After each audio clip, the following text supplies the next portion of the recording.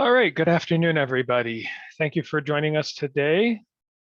My name is Jeff. I'm your host today. I'm also the founder and CEO of Centrion IT Solutions. And the training today that we're going to be presenting for CEOs and other business leaders is entitled Protecting Your Employees from a Dangerous New Trend. And we're going to be talking about the three things that CEOs and business leaders can do to help their team avoid this devastating cyber mistake. Okay, so first off, who am I and why the heck do you care what I have to say? Okay, so as I said, my name is Jeff. I'm the founder and CEO of Centrion IT Solutions.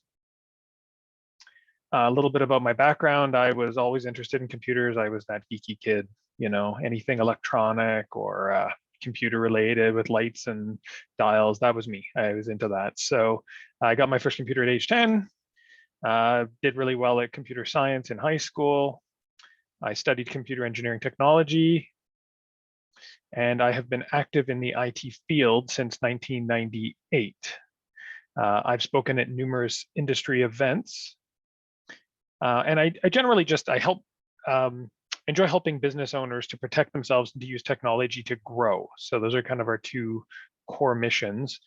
I'm currently studying for an advanced cybersecurity certification, and that's really just so that we can offer better advice to our clients that can help them even more as cybersecurity becomes a bigger and bigger concern. I should also note, and it wasn't added in here, we just very recently won an award. We are been named one of Canada's top 50 best managed IT companies, so we're really excited about that. And it's our first time on that list, so it was great. So in terms of my publications, there's one so far, which is it's entitled 21 Critical IT Security Questions, and basically what every business owner must know about hiring an honest, competent, responsive, and fairly priced IT services firm. I also have a book coming out shortly, so keep your eyes open for that. And we're on a mission to help protect 1 million Canadians. This is part of our core goal. And so we do these training sessions generally once a month lately to try and get the word out, help people protect themselves, and just foster good relations. So again, the subject today is protecting your employees from this dangerous new trend. So before we get started, just a few housekeeping items. If you could just open the chat area, that would be great. And then that way you can let me know if you can hear and see me. And then you can also enter questions as we go. So if you could just type in the chat area that you can see me and hear me, that would be wonderful. And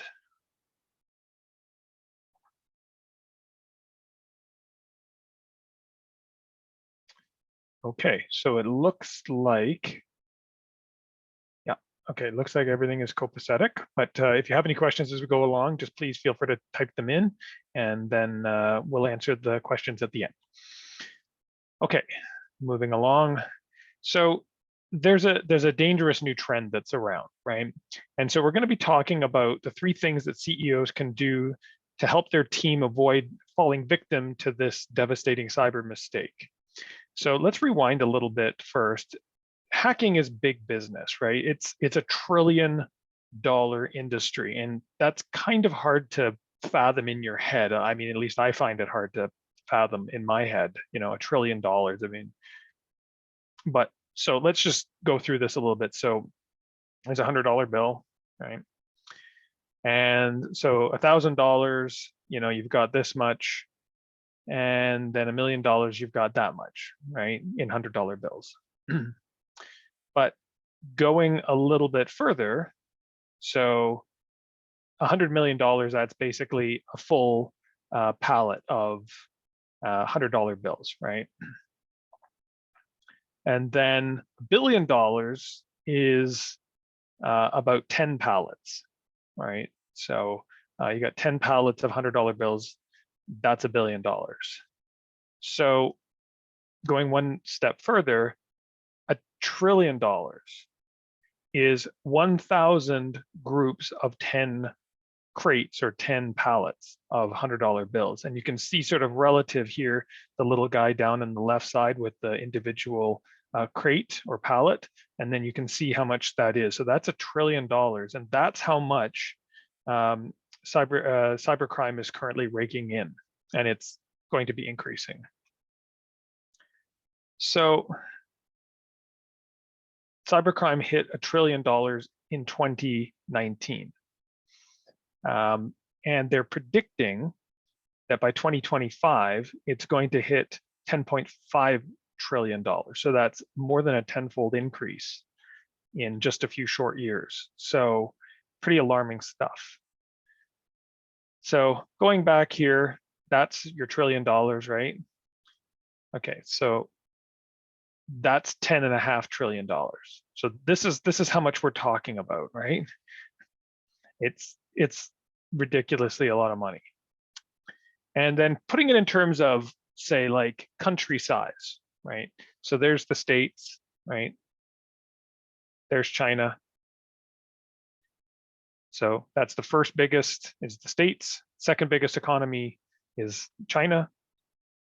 And then the third biggest, that's Hackerland. So Hackerland, where all the cybercrime proceeds go to, it's the third biggest economy in the world. Effectively, if it were an economy, it would be the third biggest. So needless to say, hacking is big business.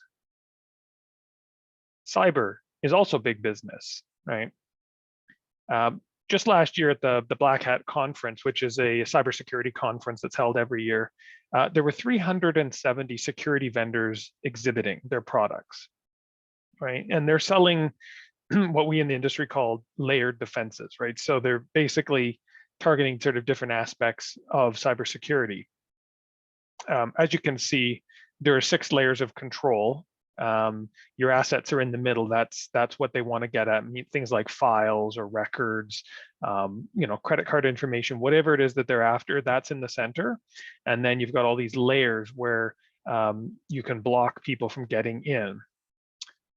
So you've got the 6 layers, and there's the assets in the middle. But if you're a hacker, if you're thinking like a hacker, how do you get around these layers, right? What's the easiest way to get onto a computer system, to get into the center to where those assets are? And really the answer comes up, it's quite simple. You trick an employee, right? So you basically just trick an employee into letting you in, opening the gate for you, right? Why go and brute force your way in when you can just trick somebody? Now you may be familiar with this kind of thing, right? These are the Prince from Nigeria letters. They were quite popular years ago, and I know that you're smart. You would never fall for that, right? But would you believe that the Nigerian prince is still raking in the cash? In 2019, he was still getting an estimated $700,000, right? So, and we don't have any newer statistics, but it's pretty crazy that people are still falling for this stuff, right? They're victims, and it's unfortunate, but it is still happening. Another statistic: 1 in 5 employees will click a phishing link, and a phishing link is basically a link that somebody sent you that looks legitimate, but actually is not legitimate and goes somewhere else. So, you get things like requests to buy gift cards, stuff like that. We've probably all seen these. The bottom line is, these methods are effective because we are hardwired as humans to trust each other. We're social animals, and we inherently want to trust each other. So when we see things, even if there's red flags, this little part of our brain that wants to trust takes over and kind of just pushes those gut instincts down and says, no, we should be good, and we should trust this. And the end result is these methods are very successful, right? Now, cybersecurity tools, they keep getting better, right? They keep, we've got better firewalls and better antivirus. New mail systems stop more phishing attempts, those spam emails that you get. But again, going back to what would you do if you were a hacker? Well, you develop new ways to get in. So we're seeing a couple of new ways that they're trying out there. The first one is called callback phishing. And the second one is called, well, we call it trickier letters. And then the third one is bypassing the tools that are in place to keep them out. So let's start with the first one, that's callback phishing. And it usually starts with you getting an invoice for something you've never purchased. And you may have already seen these. I certainly have, and most of our clients have seen these. So basically, this is what happens, right? You get this invoice for something you never purchased, or you don't think you purchased it, and you call the phone number on the invoice to see what the heck is going on, right? And they ask you a few questions.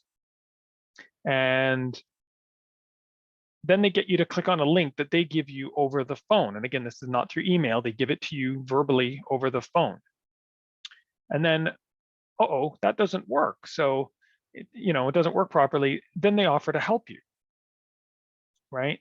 Oh, gee, that's too bad. Let me see what I can do to help you. So then they send you an email asking to connect to a remote session so that they can, be good and help you out. And then once they're connected, your screen goes blank and they get busy exfiltrating your data, stealing your data out of your system and downloading it over to their system, right? So I'll show you a sample of this kind of email. This is a real example. And you can see here, it's something about a subscription. We've blanked out the parts here that are kind of giveaways. We don't want to go too far, but you've got a subscription. It's going to be activated in 24 hours unless you do something, right? And you're going to get these credits and whatever. And there's myriad variations on this, but they all follow the same thing. It's basically they all of a sudden send you an invoice for something that you have no idea about, which and here's the key part: your subscription will be activated and paid in 24 hours. So we're going to charge you unless you do something, call us to cancel or whatever. Or they might talk about a bank account that you've already provided, which of course you haven't, but they're trying to fool you into thinking that maybe you have, or maybe somebody else in your organization has, right? And then they're going to direct you to the invoice for their customer support number, right? So there's an attachment on here. You can see there's a PDF attachment. And they're going to direct you there to get the number. And the key part here is that they are not using malware, right? So they're not sending an attachment, an actual virus or a ransomware in the email itself. And they're not using normal hacking tools. This is an example of social engineering. They're trying to social engineer their way through the person that receives the email to then take action and call them, right? So they're trying to get them to do something and work on their behalf effectively. So again, starts off, you get an email, then you call, then you talk to somebody, then they ask for remote access, right? And then, now they've got access to your computer and they can do whatever they want. They can install things, they can exfiltrate data out. You basically just gave them the keys to the kingdom. And so going back to those layers that we were talking about, the various security layers, the human layer is on the outside of that and the assets are on the inside. And by doing this, they've basically tricked the person to letting them all the way through past all those other security layers right into the center. Okay, so we talked about callback phishing. Now let's talk about trickier letters, and I'll explain this a little more. And then later we're going to talk about bypassing tools. Okay, so trickier letters. Now, if you've been not living under a rock, you've probably trained your employees, at least to some extent, to be really careful about emails. And so, watch out for these various things, an unfamiliar or illegitimate email address. So the email address that it's coming from doesn't match with the name that's on the account. So it might show a person's name, but then the email account is something completely different. Second one, be on the lookout for a sense of urgency, right? Things that are kind of trying to push your buttons and make you not think things over too clearly and just take action, just do something right away. That's always a red flag. A generic greeting where they're not using your name, that's also a big red flag, although some companies do this, either intentionally or by mistake. They shouldn't, but they do. Spelling and grammar mistakes, still see this quite a bit. especially from inexperienced hackers, people that are kind of new to the business. They might use, bad grammar or just sort of awkward wording, and that's usually a big red flag as well.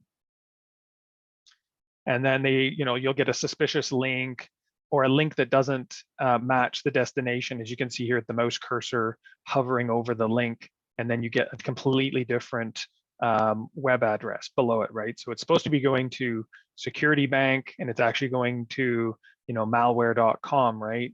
And so always check links before you click on them by hovering the mouse. Don't click on them, just hover the mouse and it'll pop up and show you where it really goes. So you've done all those things, but trickier letters. Okay, so what if the attacker didn't make those little mistakes, right? All those little things that we went through, those are the traditional kind of red flags that we see, and they've been kind of around for years.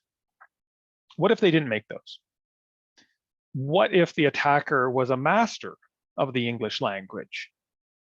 What if the attacker was able to pass the bar exam, right? Their English was that good. They were completely fluent, just like, the English was their first language, right? So let's go back a little definition here. So phishing. Phishing is a form of fraud in which an attacker masquerades as a reputable entity or person in email or other forms of communication, but predominantly email. Well, here's the thing. AI, it writes better phishing emails than humans do. So here's an example. You've got this one on the left here. Hey, Bob, I just heard the fantastic news and I couldn't be happier for you. You truly deserve all the good things that are coming your way. I want to congratulate you on this wonderful achievement. You've worked so hard and it's great to see it paying off. I know you must be feeling overwhelmed. So I have something exciting for you to celebrate, and you can find it by clicking on this link. And as you can see, we've purposely made it evilamazon.com, and you're going to get a little card with a special message from me and all your colleagues, right? Congratulations. So that's one way to do it. And then if you put a little bit more information into it, say, you get to do a little bit of reconnaissance on the person and you know where they work, or more information about their department or what their job is or anything like that. Now you can make it much more personal, right? So you can see here at the top, it says, congratulations on the promotion instead of just congratulations. So somehow they've got wise to the fact that this person has been promoted. And that makes it much harder to detect that this is a phishing message, because people, again, inherently want to trust. And so when somebody seems to know them or seems to have information, they kind of say, oh, well, it couldn't be the bad guy, right? This has got to be somebody that I know, some colleague, somebody that I met somewhere along the line in my course of working, right? So just to go through this here. So I just heard the great news and want to take a moment to congratulate you on your recent promotion at Ford Motor Company. We're just using this as an example. This is a huge milestone, and you can click on this link. Those two things, knowing that they got a promotion and knowing that they work for Ford Motor Company, that makes this all the more believable, right? And it makes it much more likely that they're going to actually click that link. So at the end of the day, information is ammunition. The more information that they can get about a person, the more likely that they are that they're going to get them to do something, right? So information is ammunition. So there's been a couple of recent breaches, and lots of information was exposed about the people on those systems, right? Facebook, LinkedIn, MailChimp. So they might know the company name, they might know the job title or position. They definitely know the first name and last name and the email address. So this information that was stolen from these services, Facebook, LinkedIn, MailChimp, and there's a couple of others, that's all been circulating out on the dark web. And so what the hackers do is they buy this information and then they pare it down and they use this to create even trickier letters, right? So these trickier phishing emails that have a lot more detail, a lot more information in them, makes it much, much more likely that people are going to fall for it, and get tricked. And they might know where you work. They might know you have a birthday, right? They might know what your interests are. They have your habits, right? So all of these things, and it becomes much, much easier for them to, it makes it easy for them as non-English speakers, right? It doesn't matter what country they're in or how good their actual English is, using AI and this information that's available on the dark web, it becomes much easier. Okay, so we did callback phishing. We just talked about trickier letters. So the third part is bypassing tools, okay? So let's just do a little bit of a review here. How does a spam filter work, right? How does it know what's a spam email and what isn't? Well, it looks for patterns, right? It's basically pattern matching. And it looks for content that is the same. But what if every phishing email was very, very specific? So there were almost no patterns to it. They were individually personalized, detailed, and unremarkable. So they don't trip any of the spam filtering systems, right?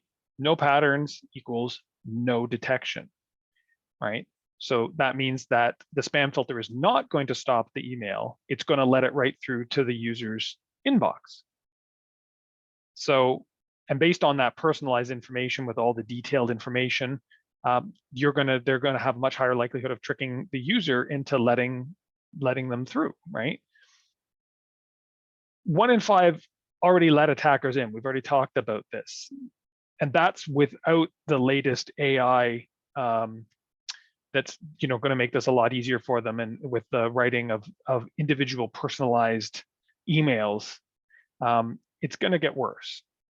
Right. So again, as I said, you're basically what they're trying to do here is to get at the assets in the center.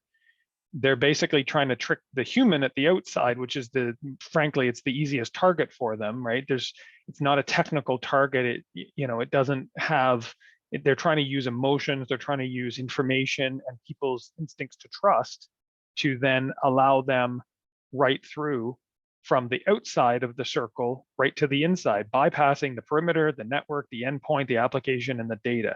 And it's not important, if you don't know what these are. The point is that they're basically circumventing all of those layers of defense that might be in place. So it doesn't matter what you have in there. If you can trick the human, you can bypass all of it. So just think for a second about what the assets are that you're protecting, right? Maybe credit card data, maybe you have customer data, sensitive information, maybe you have employee information, that's almost a given, SIN numbers, addresses, phone numbers, stuff like that. This is all things that they're after, right? That they can either ransom, they can either encrypt them somehow and then ransom them off, or that they can exfiltrate and then hold, basically extort money from you to not release it to the general public. And we've seen a couple of cases of this where that's actually worked. So again, a user allowed them through. So you have MFA, right, which is multi-factor authentication. So you get like a code or a pop-up on your phone that you have to say, yes, this is legitimately me. But they don't need to bypass MFA because your user already allowed them through, right? And the user has already done the MFA. So again, they don't need to contend with that. You have antivirus. But again, the user allowed them right through. The user has the permissions to do these things. So again, they didn't have to break through anything. They didn't have to circumvent any technical, blockages in their way. The user invited them through. You have a computer person, right? Again, the user allowed them right through. And so it basically renders all of these protections ineffective. So what can you do? Well, number one is train your users, right? Train them to be cautious of email that creates fear or urgency. Do not respond directly to suspicious invoices.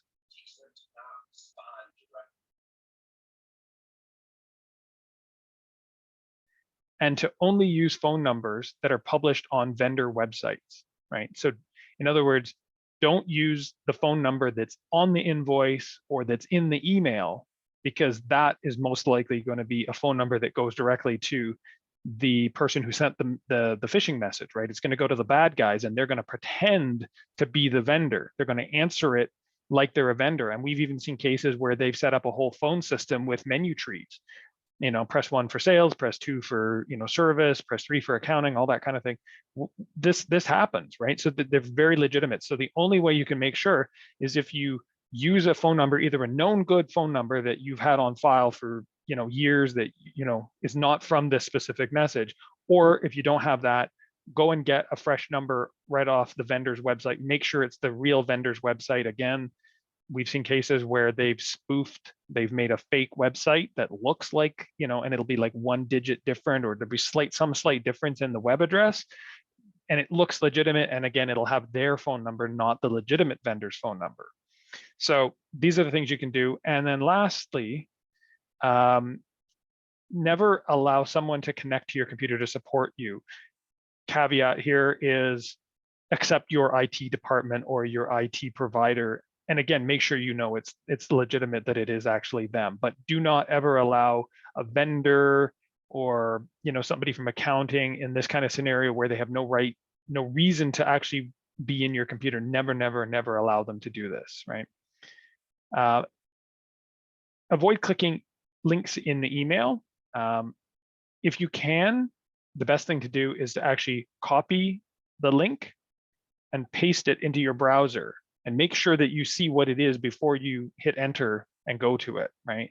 This eliminates a lot of it. It's just one extra step. It makes you stop and think and actually examine the facts that might be right in front of you that otherwise, in the rush or just you're having a busy day, you might overlook it.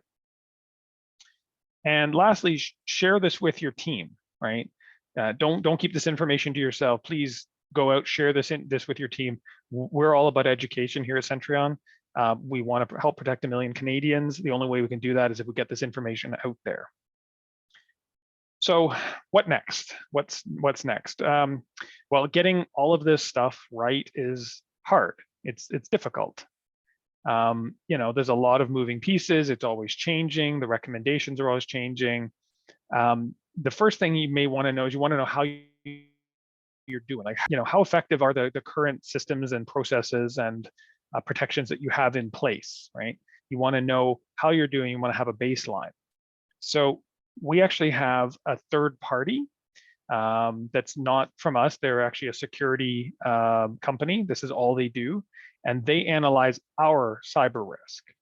And the reason why we do this is because, we're busy too. All of our team are busy. They're working, they're dealing with clients, and it's easy to overlook your own mistakes. Like, you should never you can't really proofread your own work. It's not very effective, because you won't see the mistakes that you made because you were the one that made them, right?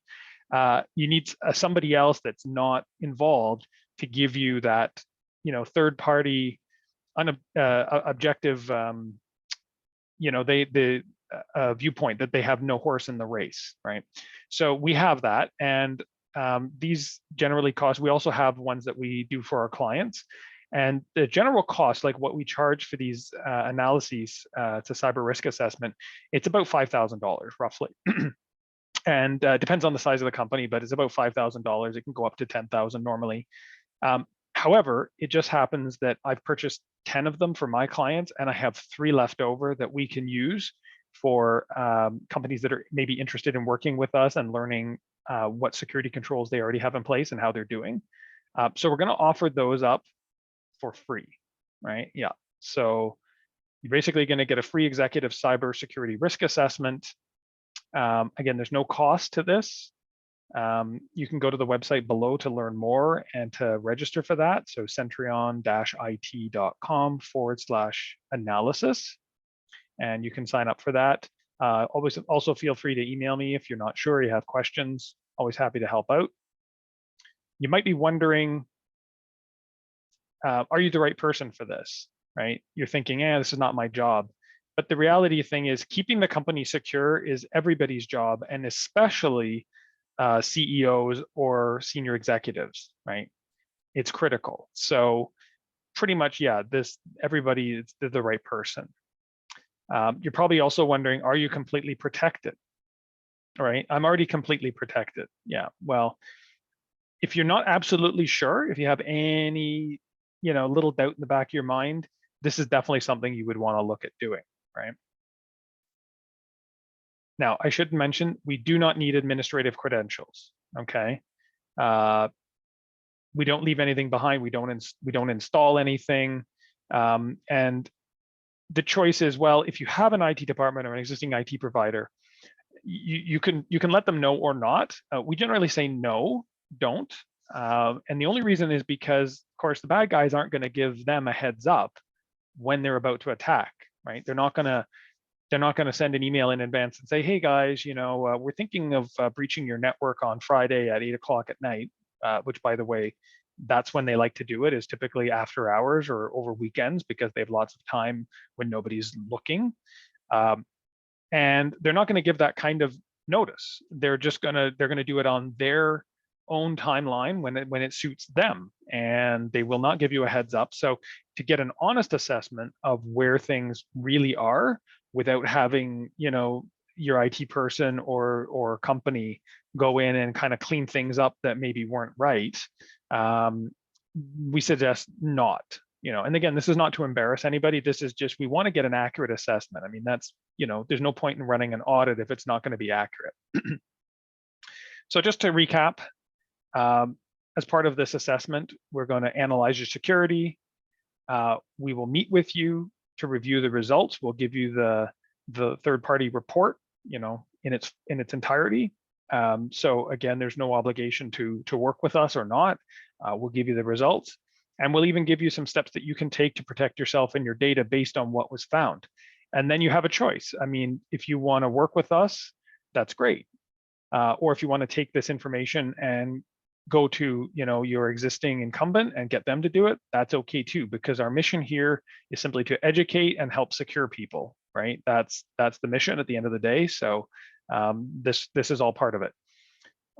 So what's the catch? Well, the catch is I only have 3 available this month, and as you probably know, we've only got a few working days left in the month. So basically, we can't do this for everyone. So the first 3 that take the offer, we'll do them on a first come, first serve basis.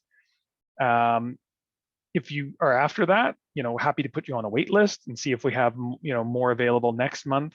We normally charge like $5,000 and up for this. So the other option is you can pay for it. And those are your choices. But you might be wondering, like, why am I doing this for free? Well, again, going back to the mission, our mission is to help protect 1 million Canadians. And so we're basically offering these assessments free to further that mission. So again, if you're interested, go to centrion-it.com/analysis.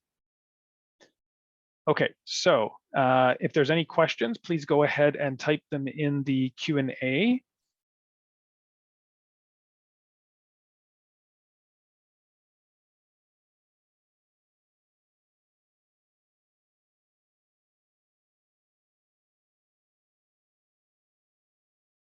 Okay, so I got one question so far, and that is there any obligation to work with you if we take the assessment? And as I said, absolutely no. We're not trying to trick anybody into, signing up for something and then switching it around. That's not our style at all.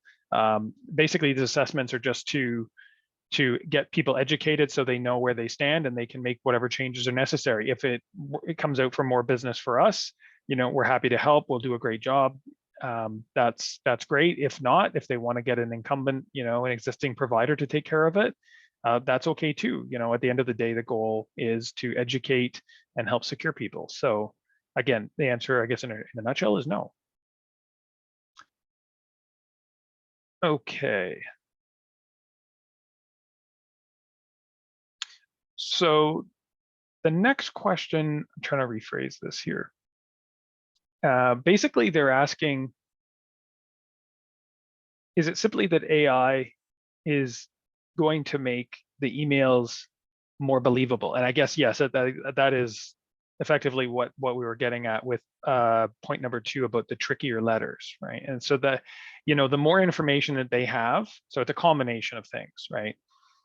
The more information they have about their targets, and coupled with the, the AI writing the letters and making each one individual, so there's no pattern between the first letter and the second letter. They're all unique as far as the spam filtering is concerned.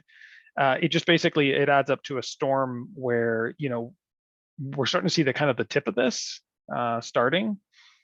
I don't think it's hit full force yet, but I mean, it won't be long before they all jump on board with this kind of stuff. So definitely implement those. The training is very key. It's something we highly recommend for all our clients. On average, most people can remember just in if we do the training and then we do testing on people to see what they, how much of it they comprehend and can remember. About 4 months, 4 to 6 months, it starts to drop off. People start forgetting, people start making mistakes. So we recommend recurrent training about every 6 months at a minimum.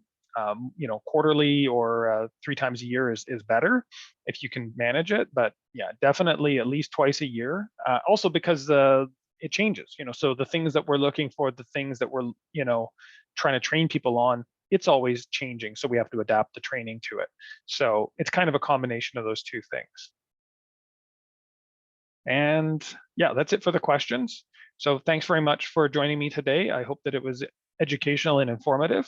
If you do have any questions or concerns after, feel free to reach out to me. All the invitations, I believe, came from my email address. You can just hit reply and shoot me an email. And thanks again for joining me today, and have a great rest of your day.